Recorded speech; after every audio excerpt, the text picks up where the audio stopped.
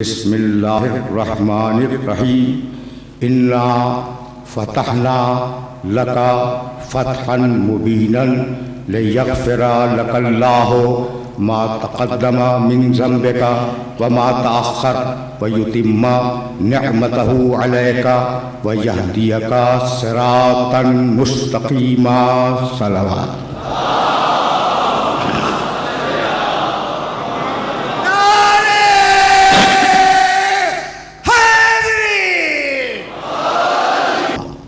इन्ना फ़तहना लका फ़तहन मुबीनन। हबीब, हमने तुम्हें खुली हुई फ़तह अता कर दी ताकि हम उन इल्ज़ामों से तुम्हें बचा लें जो इल्ज़ाम मुशरिकीन तुम पर लगाती हैं, और हम ये चाहते हैं कि तुम पर इस फ़तह के ज़रिए अपनी नेमत को तमाम करें, और हम ये चाहते हैं कि इस नेमत के तुम्हें सिरात मुस्तकीम की हिदायत पर बाकी रखें। देखो, ये जो सूरह मुबारका है कुरान मजीद का 48वां सूरा है। ये सूरह मुबारका सन 6 हिजरी में नाज़िल हुआ। पैगंबर अकरम अपने साथियों से ये फरमाया करते थे मदीने की मस्जिद में बैठकर कि मैंने ख्वाब देखा है कि मैं तुम लोगों के साथ खाने काबा के करीब मौजूद हूं, मक्के में हूं, और मैं उम्रा। तासुर ये लिया रसूल के साथियों ने कि अब जो पैगंबर अकरम सफर इख्तियार फरमा रहे हैं वो सफर उसी ख्वाब का नतीजा है, और हमें सुलह हुदैबिया के मौके ही पर फतह नसीब हो जाएगी।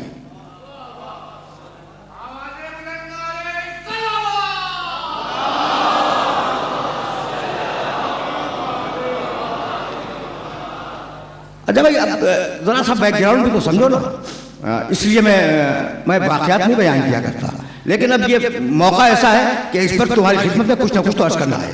अच्छा भाई, तो साथियों ने तसल्लुल लिया कि हम उम्रे पे जाएंगे और उम्रे पे जाने के बाद मक्के को फतह कर लेंगे और मक्का हमारे कंट्रोल में आ जाएगा। ये ज़हन में था।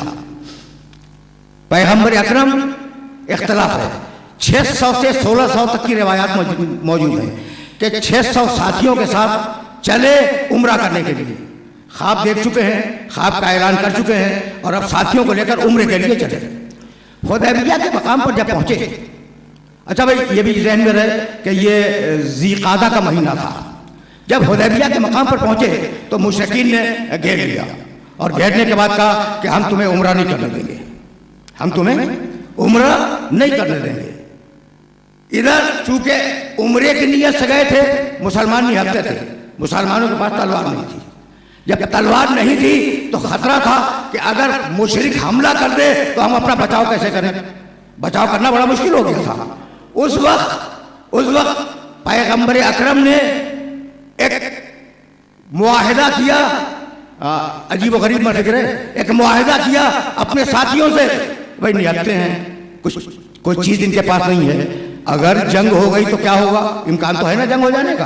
तो मुआहिदा किया कि खबरदार अगर जंग हो गई तो तुम भागोगे नहीं।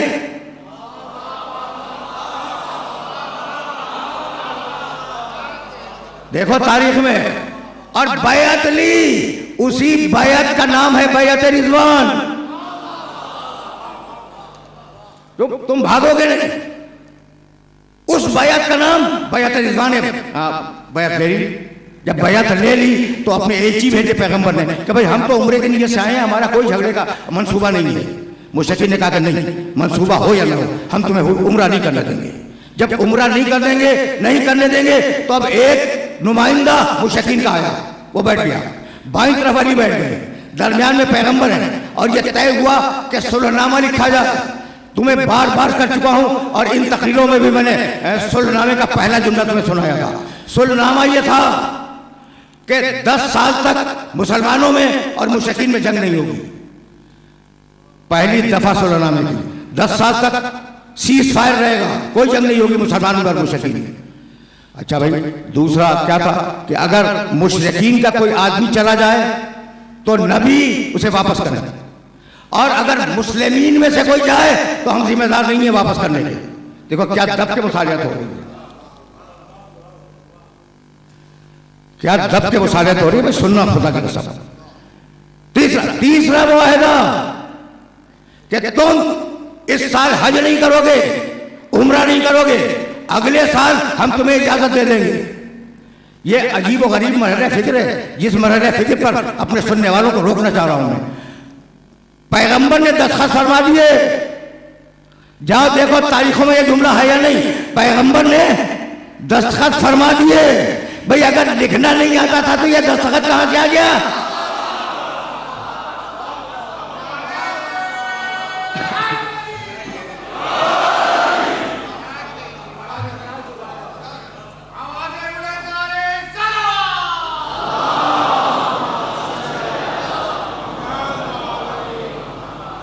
अगर लिखना नहीं आता था तो पैगंबर ने दस्तखत कैसे फरमा दिए?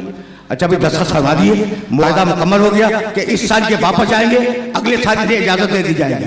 ये वो मौका था जब बड़े बड़ों के दिल में शक पैदा हो गया। कभी कहां तो ये कह के लाए थे कि हम जा रहे हैं और इंशाअल्लाह उम्रा करेंगे और मक्का हमारे हाथ में आ जाएगा, और कहां दब के सुलह कर ली, दब के सुलह कर ली। भाई तवज्जुहात मत भूल रहे, पैगंबर अपने साथियों को लेकर वापस आ रहे थे। उस वक्त मक्के और मदीने के दरमियान ये सूरा नाज़िल हुआ, इन्ना फतहना लका फतहन मुबीना, हबीब हमने तुम्हें फतेह मुबीन अदा कर दी ताकि अब तुम पूरी दुनिया पे छा जाओ। भाई अजीब बात ये कि सन 6 हिजरी में, देखो बैकग्राउंड अर्ज कर रहा हूं और इस बैकग्राउंड के बगैर बात आगे नहीं जा सकती। सन 6 हिजरी में सुलह हुदैबिया, सन 6 हिजरी में नुज़ूल सूरह फतह, यानी दोनों एक साथ है। सुलह हुदैबिया हुई, सूरह फतह का नुज़ूल हुआ। अब उधर मुशरिकीन ने ये प्रोग्राम बनाया। कभी कभी ऐसे भी सुना, जगह तारीख़ इस्लाम से थोड़ी सी वाक़िया जरूरी है। मुशरिकीन ने ये प्रोग्राम बनाया। देखो अगर पैगंबर ने हिजरत करने के बाद कोई ताकत न पकड़ी होती तो मुझे दिल का बुग़्ज़ ठंडा हो जाता, लेकिन पैगंबर जब मदीने आए तो ज़ाहिरी इक़्तिदार ही मिल गया। अब मुशरिक से बर्दाश्त न हुआ, उसने बदर की, ओहद की, ग़ज़वा खंदक में आया। सन 2 हिजरी में ग़ज़वा बदर, सन 3 हिजरी में जंग ओहद।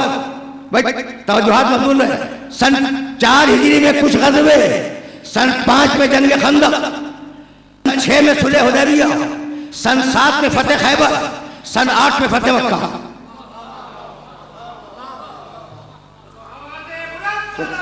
आराम से सुनो, आ जा। बैकग्राउंड फतेह मक्का की बैकग्राउंड तो समझ में आ जाए ना। अच्छा भाई, तो मुशरिक कत्ल करना चाहता था रसूल को, मुशरिक रसूल को कत्ल न कर सका और आप हिजरत फरमा गए। जब आप हिजरत फरमा गए तो मुशरिक ने कहा कि भाई इसे जिंदा नहीं रहने के। मदीने में आया, बदर में शिकस्त खा के गया, फिर आया ओहद में शिकस्त खा के गया, फिर मुख्तलिफ ग़ज़वात में आया, शिकस्त खा के जाता रहा। खंदक में जो बहुत बड़ी जंग थी जिसमें एक तरफ खुले ईमान था, दूसरी तरफ खुले कुफ्र था, ऐसी जंग में भी शिकस्त खा के गया। भाई अब उसने जानते हो क्या किया?